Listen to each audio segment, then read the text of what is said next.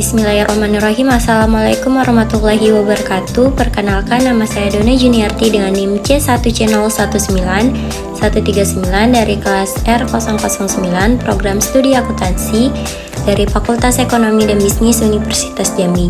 Tugas mata kuliah Akuntansi Syariah dengan dosen pengampu Dr. Wirmi Eka Putra SEMSI Sinkor CSRS. Baiklah, di sini saya akan menjelaskan materi tentang akad-akad lainnya. Berikut ada 7 pokok pembahasannya. Yang pertama ada akad saf, yang kedua akad wadiyah, yang ketiga akad al-wakalah, yang keempat akad al-kafalah, yang kelima kardul hasan, yang keenam akad al-hiwalah, dan yang ketujuh akad aran. Yuk simak dari ketujuh pokok bahasan berikut ini. Pada pokok bahasan yang pertama ada akad saf. Pengertian akad saf secara bahasa diartikan sebagai penambahan, penukaran, penghindaran, atau transaksi jual beli. Saf adalah transaksi jual beli suatu valuta dengan valuta lainnya. Transaksi jual beli atau pertukaran mata uang dapat dilakukan baik dengan mata uang yang sejenisnya, misalnya rupiah dengan rupiah, maupun yang tidak sejenis, misalnya rupiah dengan dolar, atau sebaliknya. Tidak boleh ada hak qiyar syarat bagi pembeli. Terdapat 4 jenis transaksi pertukaran valuta asing sesuai Fatwa DSN MUI nomor 28/DSNN MUI /3/2022, yaitu yang pertama transaksi spot, yaitu transaksi pembelian dan penjualan falas serta penyerahannya pada saat itu atau penyelesaiannya maksimal dalam jangka waktu 2 hari. Yang kedua transaksi forward, yaitu transaksi pembelian dan penjualan falas yang nilainya ditetapkan pada saat sekarang dan diberlakukan untuk waktu yang akan datang. Yang ketiga, transaksi swap, yaitu suatu kontrak pembelian atau penjualan falas dengan harga spot yang dikombinasikan dengan pembelian atau penjualan falas yang sama dengan harga forward. Yang keempat, transaksi option, yaitu kontrak untuk memperoleh hak untuk membeli atau call option atau hak untuk menjual, atau put option yang tidak harus dilakukan atas sejumlah unit falas pada harga dan jangka waktu tertentu. Pada pokok bahasan yang kedua ada akad wadiyah. Wadiyah merupakan simpanan atau deposit barang atau dana kepada pihak lain yang bukan pemiliknya untuk tujuan keamanan. Wadiyah adalah akad penitipan dari pihak yang mempunyai uang atau barang kepada pihak yang menerima titipan dengan catatan kapanpun titipan diambil, pihak penerima titipan wajib menyerahkan kembali uang atau barang titipan tersebut sehingga pihak yang dititipi menjadi penjamin pengembalian barang titipan. Ada 2 jenis akad wadiyah menurut PSAK 59. Yang pertama ada wadiyah amanah, yaitu akad wadiyah di mana uang atau barang yang dititipkan hanya boleh disimpan dan tidak boleh disalahgunakan.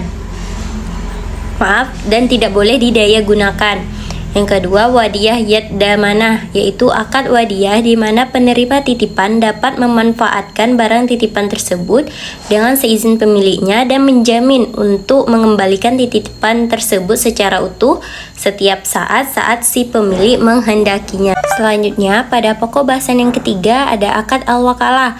Al-wakalah, al-wikilah, atau at-tahwid berarti penyerahan, pendelegasian atau pemberian mandat.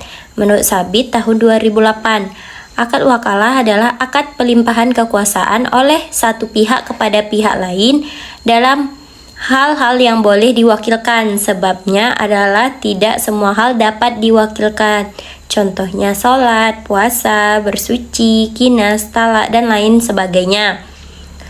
Pada pokok bahasan yang keempat ada akad al-kafalah atau jaminan. Menurut Said Sabit tahun 2008 menyebutkan bahwa kafalah disebut juga daman atau jaminan, hamalah beban, dan za'amah tanggungan. Akad kafalah yaitu perjanjian pemberian jaminan yang diberikan oleh penanggung atau kafiil kepada pihak ketiga ma'ful lahu untuk memenuhi kewajiban pihak kedua atau pihak yang ditanggung, atau mahful anhu atau asil. Selanjutnya, pada pokok bahasan yang kelima ada kardul hasan. Kardul hasan adalah pinjaman pada tanpa dikenakan biaya atau hanya wajib membayar sebesar pokok utangnya. Pinjaman uang seperti inilah yang sesuai dengan ketentuan syariah atau tidak ada riba. Karena kalau meminjamkan uang, maka ia tidak boleh meminta pengembalian yang lebih besar dari pinjaman yang diberikan. Selanjutnya, pokok bahasan yang keenam ada akad al-hiwalah atau pengalihan. Hawalah secara harfiah berarti pengalihan, pemindahan, perubahan warna kulit atau memikul sesuatu di atas pundak. Objek yang dialihkan dapat berupa utang atau piutang. Jenis akad ini pada dasarnya adalah akad tabaru yang bertujuan untuk saling tolong menolong untuk menggapai ridha Allah. Selanjutnya, jenis akad hiwalah ditinjau dari segi objek akad. Hiwalah dapat menjadi dua. Yang pertama, apabila yang dipindahkan merupakan hak menagih piutang, maka pemindahan itu disebut hiwalah al-haq atau pemindahan hak atau anjak piutang. Yang kedua, apabila yang dipindahkan itu kewajiban untuk membayar utang, maka pemindahan itu disebut hiwalah ad-dain atau pemindahan utang. Ditinjau dari segi persyaratan, hiwalah terbagi menjadi dua. Yang pertama, hawalah al-muqayyadah atau pemindahan bersyarat, yaitu hawalah di mana muhil adalah pihak yang berutang sekaligus berpiutang kepada muhal alaih. Yang kedua, hawalah al-mutlaqah atau pemindahan mutlak adalah hawalah di mana muhil adalah pihak yang berutang tetapi tidak berpiutang kepada muhal alaih. Selanjutnya, pada pokok bahasan yang ketujuh ada akad al-ran. Ran secara harfiah berarti tetap, kekal, dan jaminan. Secara istilah, ran adalah apa yang disebut dengan barang jaminan, agunan, cagar, atau tanggungan. Ran yaitu menahan barang sebagai jaminan atas utang. Akad ran juga diartikan sebagai sebuah perjanjian pinjaman dengan jaminan atau dengan melakukan penahan harta milik si peminjam sebagai jaminan atas pinjaman yang diterimanya. Barang gadai baru dapat diserahkan kembali pada pihak yang berutang apabila utangnya sudah lunas. Akad ran digunakan pada penggadaian syariah. Tujuan penggunaan akad ini adalah agar pemberi pinjaman lebih mempercayai pihak yang berutang. Pemeliharaan dan penyimpanan barang gadaian pada hakikatnya adalah kewajiban pihak yang menggadaikan atau rahin, namun dapat juga dilakukan oleh pihak yang menerima gadai atau murtahin dan biayanya yang harus ditanggung rahin. Baik, itulah yang dapat saya jelaskan tentang materi akad-akad lainnya. Semoga bermanfaat dan menambah wawasan bagi kita semua. Sekian, terima kasih. Wassalamualaikum warahmatullahi wabarakatuh.